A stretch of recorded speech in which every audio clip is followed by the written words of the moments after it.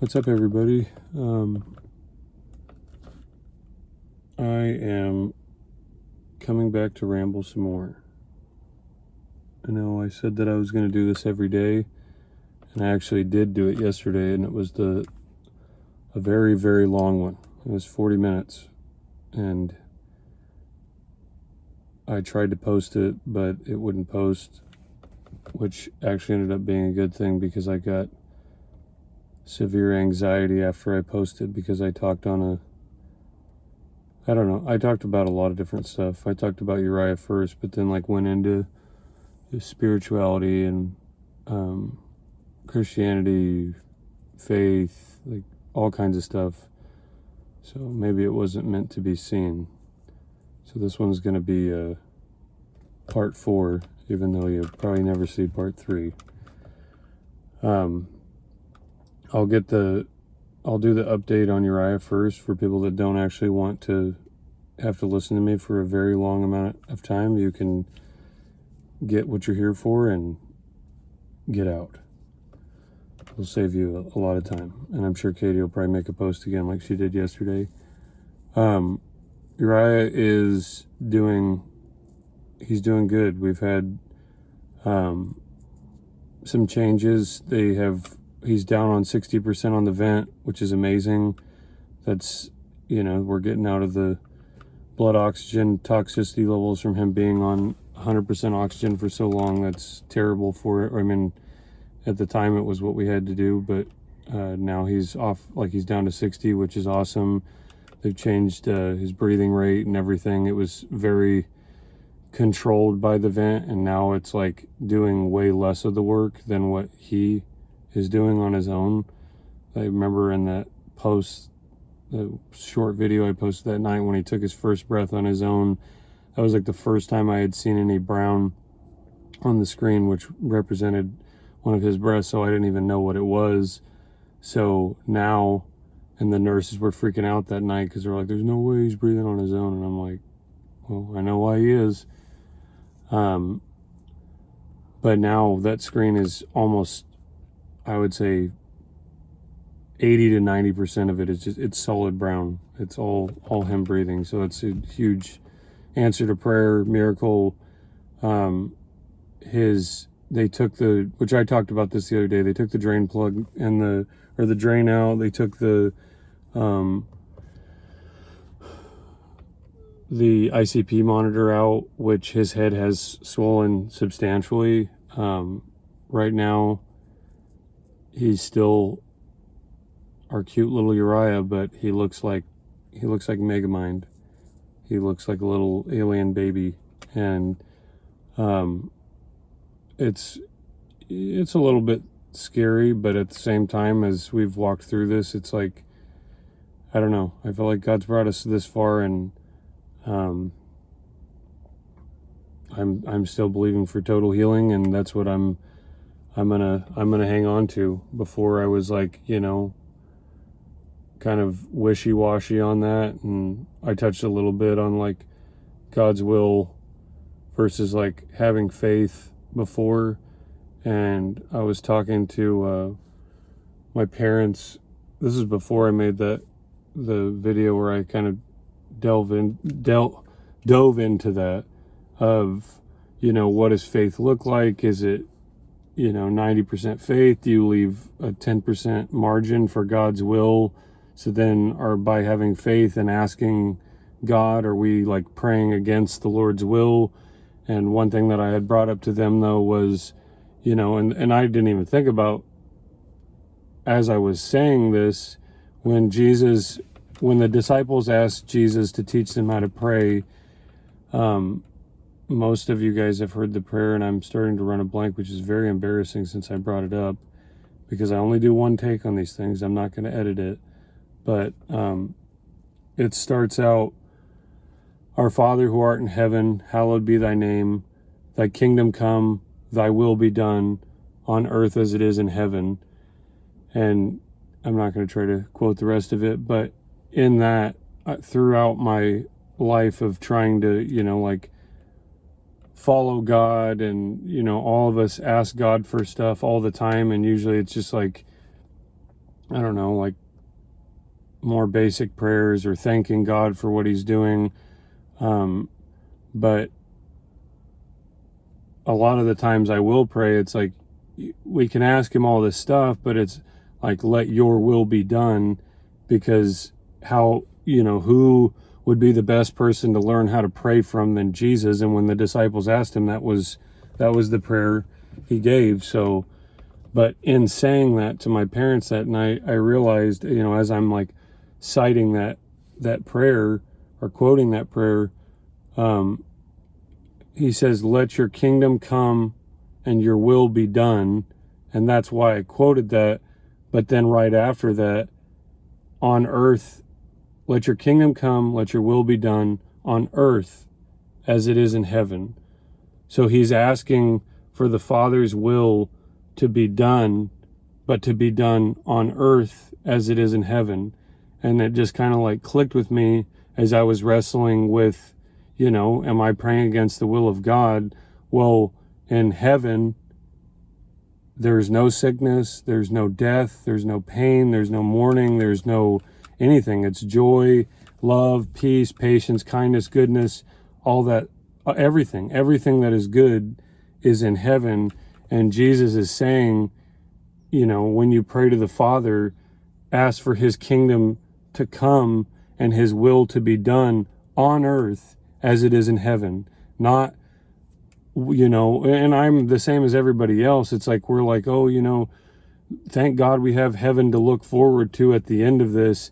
And I've heard someone say, some people, which I would agree with, are so heavenly minded, they're no earthly good. And that sounds mean, but some people are like so over spiritual that, which I'm probably one of those people right now, but they're like, so their mindset is so set on heaven that they're like pretty much worthless on earth, because they're just thinking about the end goal. The end goal is to, like, well, once we leave this earth, we're going to get to heaven and everything's going to be perfect. So while we're here, we're just going to suffer through it. And when the disciples asked Jesus, teach us how to pray, he's telling them to pray for the will of God to come and manifest itself here on earth as it is in heaven. And, yeah, so like, as I've been praying for Uriah and been like really, like, am I asking for the right thing? Am I setting myself up or my wife up or anybody else up to have their heart broken for Uriah if he wasn't to make it? And then that really has like resonated with me. It's like, no, I'm going to pray and I'm going to ask God, because I believe God is a good God, and I'm going to pray for his will to be done. But I believe that the Lord's will is for my son to live. And I know that doesn't answer all the other questions of like, well, what about all these other kids? Like, I can't answer all of that. I can't. And I know that there's a lot of people that have prayed for their loved ones or different people, and the outcome hasn't been, what they wanted. And I can't answer all that. But in my situation right now, this is the way that I'm looking at it. And I'm praying with boldness and asking that God, like under the authority that Jesus has given me. And there's that other passage, and I'm going to butcher it, but for anybody that knows the Bible, you can correct me. But where Jesus talks about it's better for him to go for the one that's, for what's going to come afterwards is like better, like that we're going to see even greater things than the disciples had seen while he was there. And they literally watched, he rose Lazarus from the dead. He brought a dead man back to life. He healed a blind person. He did all kinds of like just amazing stuff. And he says that surely you'll see greater things than I did. And again, by us praying and like walking with the Spirit, my goal is to be so aligned with the Holy Spirit that when I ask something, I know that my will is in line with God. And so I don't have to like second guess or question that what I'm asking is contradictory to what the Father's will is. And, you know, Jesus was a man, but he was filled with the Spirit of God. And that's, I mean, we could get into a whole another topic on that, like Father, Son, Holy Spirit. Anyways, but Jesus knew that it was better for him to go, because when he went, the Spirit that was dwelling in him was going to fall on all the disciples in the book of Acts when they go and wait on God and they're praying and fire falls on them like a dove, and it's the Spirit, and they're speaking in different languages, and they come outside and they're saying all this, you know, they're speaking in different tongues, and people are like, literally ask, like, dude, are these people drunk? Like, are they messed up because they're talking in a different language? But all these other people from different, you know, nationalities that are there, they're speaking in their tongue and they're understanding what's going on. And so many people came to know the Lord that day. And when Jesus said that it was better for him to go, he knew that, like, when he was there, the ability for them to, you know, be close to him, because he was their rabbi, he was their friend, he was their teacher, everybody was drawn to Jesus because he was God manifest. He was who wouldn't want to be around God? And by him leaving and them not being able to be in physical proximity to Jesus, so being close to God physically, by him leaving, we now have the ability to not just like try to physically find, you know, this man that we can rally around and be close to him because we want to be close to God, which we should want to be close to God.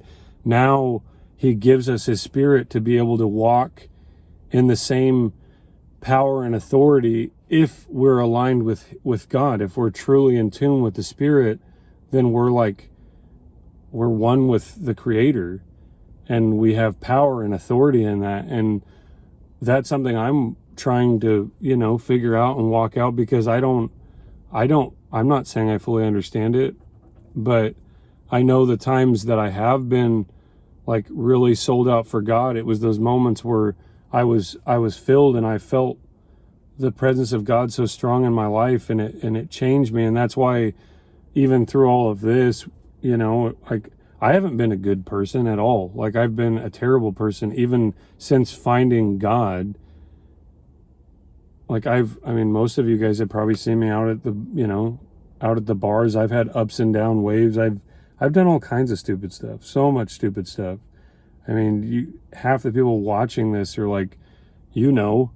So I don't want anybody to sit here as I'm basically, you know, I'm just talking, but I'm sure it sounds like I'm preaching at people, and I'm not trying to do that, but I'm a messed up individual, and the only good glimpses or like strength that you guys, you know, I went over that before. Like, so many people have been like, you know, you guys are so strong in your faith, and it's so beautiful to watch. And that stuff really, it makes,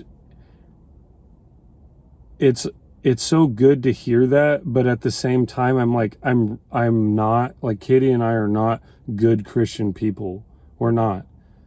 3 weeks ago, before this all happened, you know, we've had our faith, but we haven't been like, it's not like I'm waking up every day and like immediately getting on my knees and opening the Word of God and spending hours in prayer, and, you know, I'm going to fast for X amount of time, and I'm going to, you know, go to church as many times as I can. I'm just a very average person that happens to know that God is real. But have I been walking with the Spirit of God? No, I have not. And what does that look like from here forward? I don't really know, because I know that I'm a fallen individual that is probably going to mess up time and time and time again. And that's the whole point of Christ. Does that mean that we, you know, that he died for our sins, past, present, and future? That means when I came to know the Lord, it was past, present, and future. and that was what drew me to him when I really had my encounter with God, that was not in a church, that was a random person praying over me and naming off specific times in my life that God was there. It was like God was speaking through this man. That was the closest thing to audible, hearing the Father. But in that time, and I would be like, oh, well, some guy just like throwing out random things that just so happened to be very specific. Like, sure, you could say it's random, but I know it wasn't, because I 100% know it was God, not only from what was said, but I literally have never, and I've done a lot of drugs.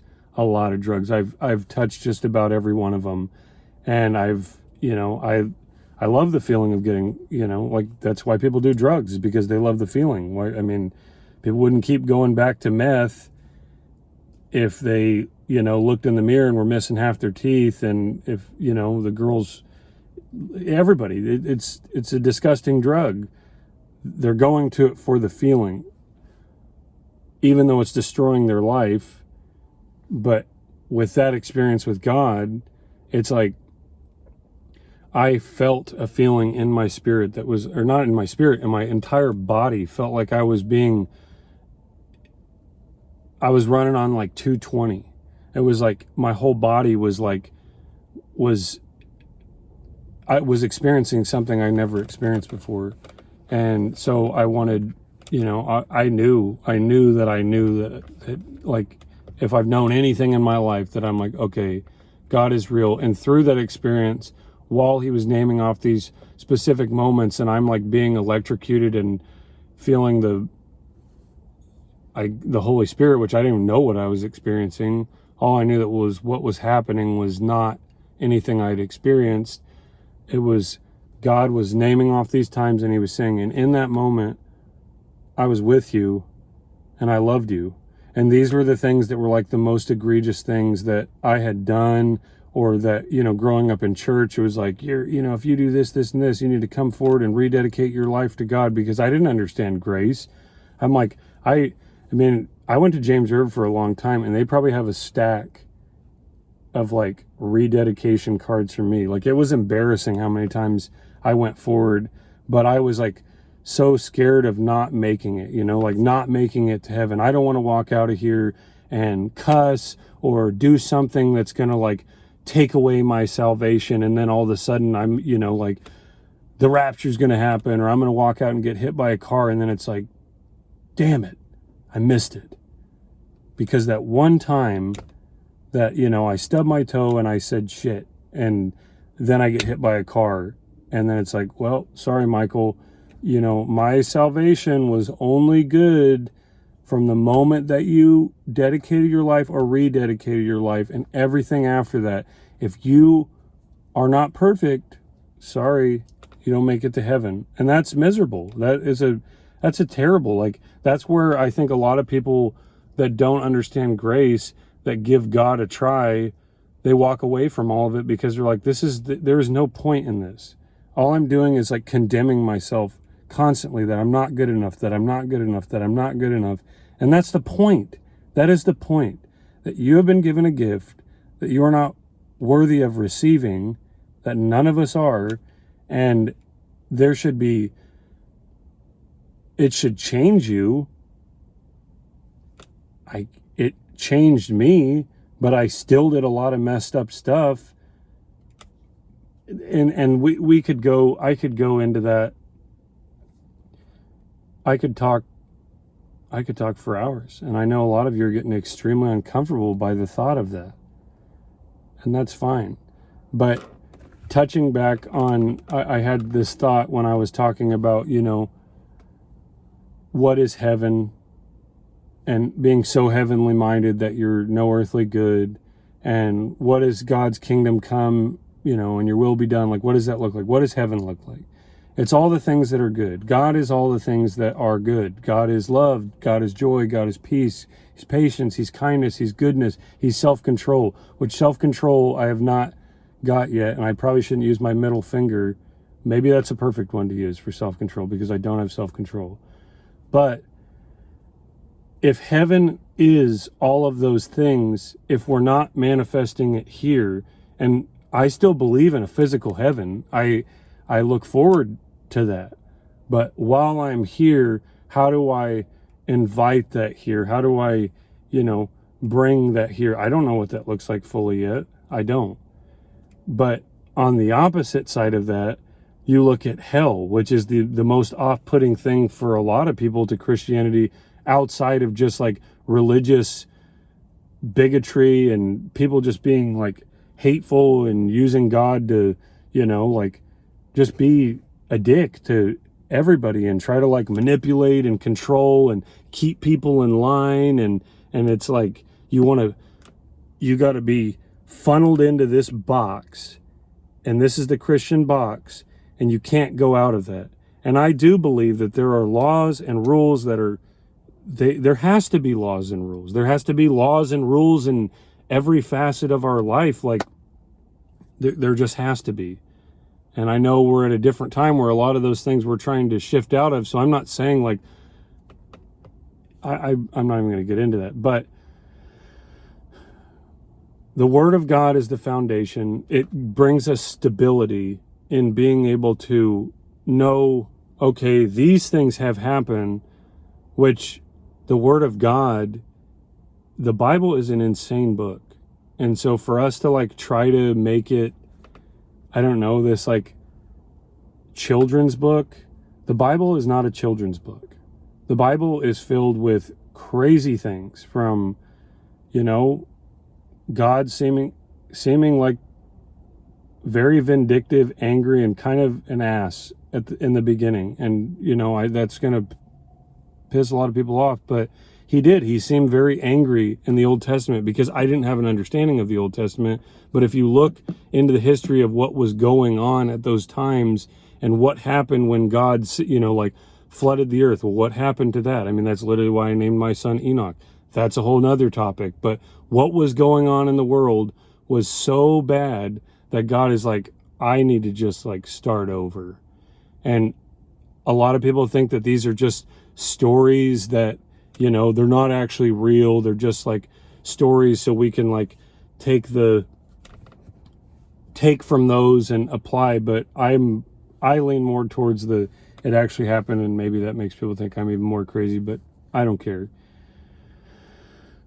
But I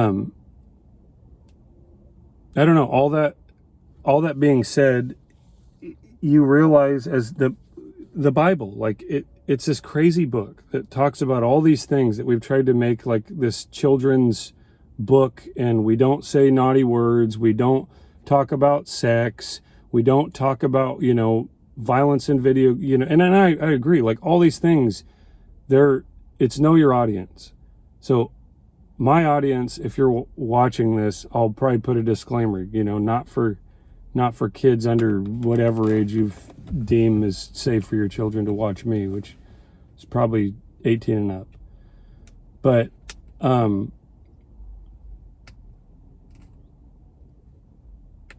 it's just it's a crazy book.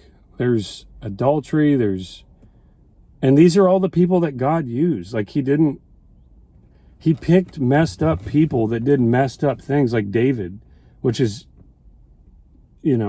that's our son's name is Uriah, and the Uriah's in the Bible. And who was Uriah? Uriah was one of David's soldiers that was like one of his top dudes that was like a great warrior. And David, who was a man after God's own heart, was looking out of his castle window or whatever, and Bathsheba, I think it was Bathsheba, Uriah's wife, is on the rooftop bathing, and she has to know if the kingdom's sitting right there, and there's the king's balcony, and he's looking down, and she's up, breasts out, whatever, she's bathing, she's having and he goes to her and he has sex with her while she's married to Uriah, while Uriah is at war fighting for David. He knocks her up. So then he realizes that she's knocked up. He tries to bring Uriah back so that he'll sleep with his wife. And Uriah is such a badass dude and like so has so much integrity. He's like, I can't sleep with my wife. All my dudes are out on the battlefield fighting, and why is that right for me to be here and be able to have sex with my wife while all these guys are, you know, dicks in the dirt, and I'm getting to be with my wife? It's not right. And so what does David do? The man after God's own heart. He realizes that he can't hide the mess up that he did, which was screwing this dude's wife and knocking her up. So he sends Uriah out to the front lines to die so that he can hide his sin and not have to be a man to what he did. And so like, it's obviously fitting because we're all praying for Uriah right now, but just to show you, and yet this guy that was a total piece of crap, in every movie this guy would have been like a shitbag, and that's who God uses. He still loves him. And so, and I don't think that's by mistake that God throughout the Bible chose these messed up individuals to be his tools that he used to like do all kinds of stuff. And yeah, like I've rabbit trailed hard, but on the topic, I was going to get into hell. And as I've named all the things that are good that God is, love, joy, peace, patience, kindness, goodness, self-control, that's off-putting to most people. Why wouldn't it be? Why would a good God send people to hell if they don't know him? Like that seems pretty crazy. My human rationale to all of this, and this is going to be crazy in itself, and I could be totally wrong, so I'm not saying that this is gospel. This is just my way of kind of understanding God and why. When you think about when we dream or when people die and they're like getting in a car wreck and people talk about like my life in that moment, it was like my life flashed before my eyes. And if you've ever been in like a high adrenaline rush situation, there's like time slows down, and for a moment it's like your body is functioning and you're operating in ways that you wouldn't. It's like a reflex. But not only that, like it's like time slows down.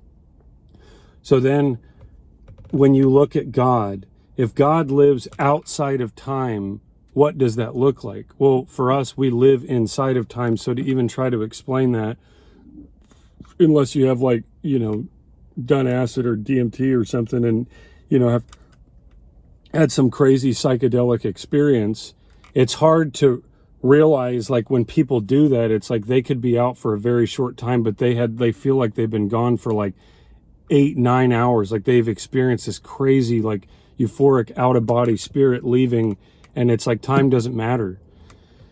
And so if God lives outside of time, then when we're like, how could a hateful God send people that never got the chance to know about him or that had lived their life selfishly that did know about him, how is he going to just send them all to hell? Because God's will, I don't think, is to send anybody to hell, even though, we probably actually do. There's plenty of people, I'm sure, that deserve it, and I deserve it.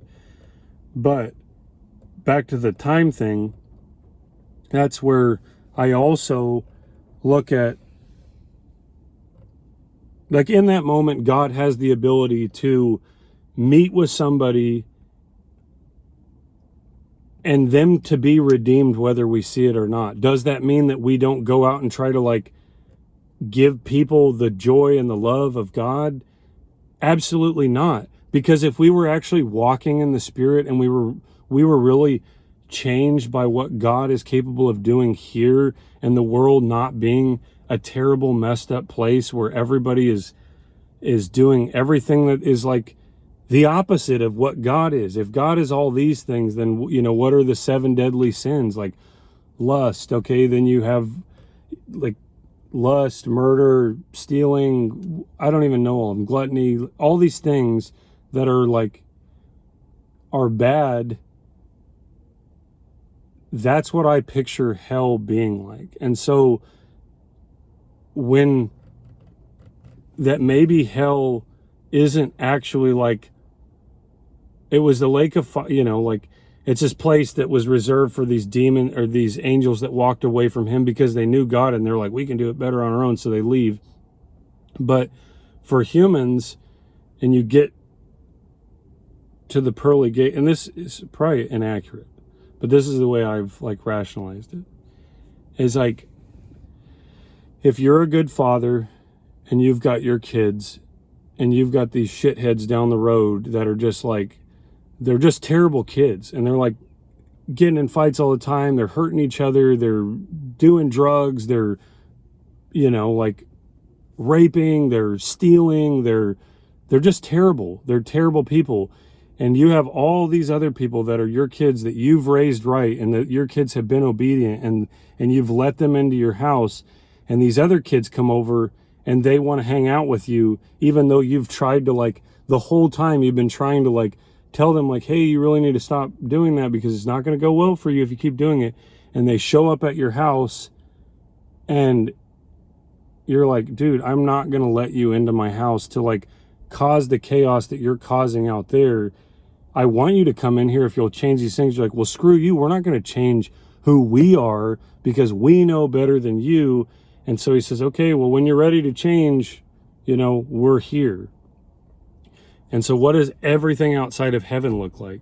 If every person out there doesn't want to change for what's better for humanity as a whole, and they just want to keep being selfish, entitled, doing all these things that are wrong, then what does outside of heaven look like? It looks like hell. It says there's going to be gnashing of teeth and screaming, and it's like, well, if people are getting raped and murdered and everything that they've worked for is stolen from them because people are thieves, like all these things that are bad, God is everything that's good. Everything that's not God is out here. What does that look like? It looks like hell. And so like, that's my spin on it. And I could be totally wrong, but I only say all that to kind of like, I don't know, as I'm coming back to this place and trying to find a little bit of value in being outside of the hospital, and like I feel like God's given me like a little bit of a platform while I'm here, and again, like I said the other day, like in no way am I trying to like, hey, you're coming to like,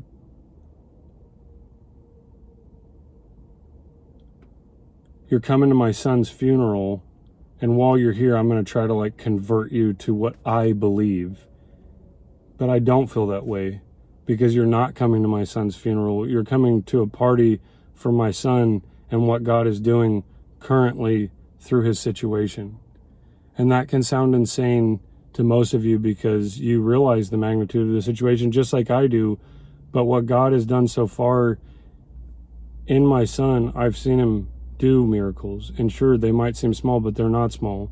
If your kid had coded twice, and you literally watch him die, and the doctors bring him back, and they tell you, hey, this is probably going to happen again, your son's going to die, and then it happens again, and then they say, look, this is going to keep happening, you need to tell us when to stop, because we're going to keep doing it to, you know, bring your son back, but you need to realize that, like, your son, there's no hope. There's no hope for your son after what he's already been through, and now with this, his brain is scrambled eggs. Like there's, in the nicest way possible, they didn't say that, but they did tell us, like, your son, this is it. And then that night to watch him breathe on his own, which hadn't happened. That night to watch my son open his eyes, which hadn't happened. And it was like, God's like, I'm here. And what I'm doing, like, this is not done. And so, in the time that I'm here, this is what I'm doing. And trust me, I did not ever see myself doing anything like this. and definitely not in a time when my son was laying in a hospital bed missing half of his skull, and doctors telling me that when your son comes out, even though we just told you he was going to die, but now that we realize, like, oh wow, some sort of miracle happened, because we didn't think he was going to be here, and now he is, and now he's doing better. Now now like, they're still prepping us for when he comes out of this. Like, your son's going to be mentally, like, he's not going to be there, is what they're saying. And I believe the opposite. Hell, I'm even praying crazier stuff than that now. I'm praying that my son's skull would grow back. So maybe I have gone crazy while I've been up here. But it's same thing for his heart. Like, hey, if you can fix that while you're in there, go ahead and give him a new heart. Let's, I'm going all in, and yeah. And another thing I want to say, that through this, I just want you guys to know how much I love you sincerely. All these Christian people that I've never met that are praying for my kid, I'm not, like the churchy type of person at all. And all my other friends that are like on the other side, it's like, you're my dudes, you're my family, you've been my tribe, and you still are I still love all of you the same as I did before. Even though, like, our relationship has been based around drinking or just, like, having a good time, I still love, like, nothing's changed except for that. Like, I want everybody to experience not what's going on in the hospital over there, but what's going on in here and what God is doing through this. Like, that's the only reason I'm sitting here saying any of this stuff, because trust me, this is not where I pictured myself at all at the start of this, ever. But I want to say thank you. I want to say thank you to everybody that's prayed for us, that sent good vibes, even though my wife was like, we don't want good vibes, we want prayers. I know what she meant. And my prayer for that, and I've told a couple people this that have said that, I appreciate your love. I appreciate your good vibes. If you don't believe, then that's fine with me. Like, you get to make your own decisions the same as I get to make my own decisions. And if this is the last video you ever watch of mine, I get it. I don't like people preaching at me, and I'm not trying to preach at anybody. I'm just sharing some of my thoughts, but I get it. Christian people make me more uncomfortable than probably anybody, and now here I'm sitting on Facebook rambling about heaven and hell, and it's wild.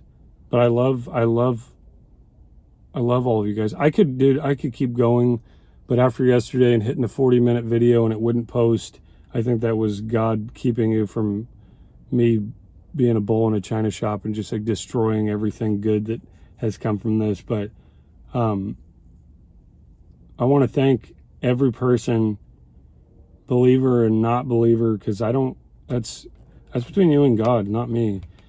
I want to thank everybody that's given money and explained to you again, sincerely. I was so uncomfortable with the thought of somebody making a GoFundMe for me, because I'm a very proud person, and I grew up in a way where it's like, you work for everything that you have, and you work hard, and I'm not a charity, and I still don't want to view myself as a charity case at all, even though that probably is, it is what it is. That's, people feel bad about what's going on, but that was at the beginning of this, and even though I didn't want that to happen, I'm so thankful for all of the people that have donated $1 to the people that have donated $1,000. You guys have given me the financial peace that while I'm up here, that I would be freaking out. Like, I wouldn't be able to be at my son's bedside. I wouldn't be able to be here with my wife as she's gone through this, and I wouldn't be able to, I wouldn't be here. And so from the bottom of my heart, seriously, thank you for giving. And I never thought that I would be in a position where that would even be a reality, but it is. And so to everyone that's given, even though it has made me uncomfortable, God is definitely working on my pride, and I realize that God knew what I needed, and he's sustaining us in every way, financially, mentally, maybe I might be crazy, physically. I've lost a lot of weight since I've been up here, so great diet plan if anybody is needing to lose weight. I don't recommend having your kid have something this bad happen, but just put your kid in a situation. I know what you can do. Take your kid to the city museum, because Enoch got to come up like 3 days ago and 4 days ago. I can't remember what, but I got to spend the day with Enoch, and that's another thing that was amazing. I got to see my other son, which I've been like longing to see Enoch, but it's been so crazy, and we haven't even wanted Enoch to see. But if you want to put yourself in a situation where you have to worry and maybe you'll lose weight during it, just go to City Museum every day on a Saturday when there's like 20,000 people at this place that's like a tetanus and disease-ridden jungle gym while your other son's in the hospital. Well, hopefully not that. Do that, because it'll scare the hell out of you. Because I'm like this hippy-dippy dude with my wife. We're like, oh, well, you know, we don't need to be that worried about germs. Germs build their immune system. In this situation, it's different, and I was definitely a little concerned about my son catching a metal barb or something in his butt, or me having to, by myself, trying to chase. I was the weird dad chasing my kids through the places that are clearly only for kids, because no parent should be able to fit through the holes that I did. But I'm like, dude, I cannot take my eyes off my kid. I will lose him in here. So that'll stress you out. You'll lose weight. But anyways, God has sustained us in so many ways, and one of a big way, as any man, is like my role is to provide for my family, and that's a point of something that brings me joy as a father and as a man, is to be able to provide for my wife and my kids. And so to know that somebody else is doing that for me is a very humbling feeling, and I thank you from the bottom of my heart. This is another 42-minute video, so I don't even know if this is going to be able to be uploaded. So much. Just keep praying for Uriah. God's doing big things. I'm praying for all of you guys. My wife and I pray for you guys every day, that God's Holy Spirit is just like moving through this situation, and what comes through this and out of this and is going to be like so much bigger than like a kid in the hospital with his head missing, or not his head, his skull. Keep praying. Big stuff's happening, and genuinely, like, I freaking love all of you guys. And so that's my rambling of a fool for the day. Peace and love.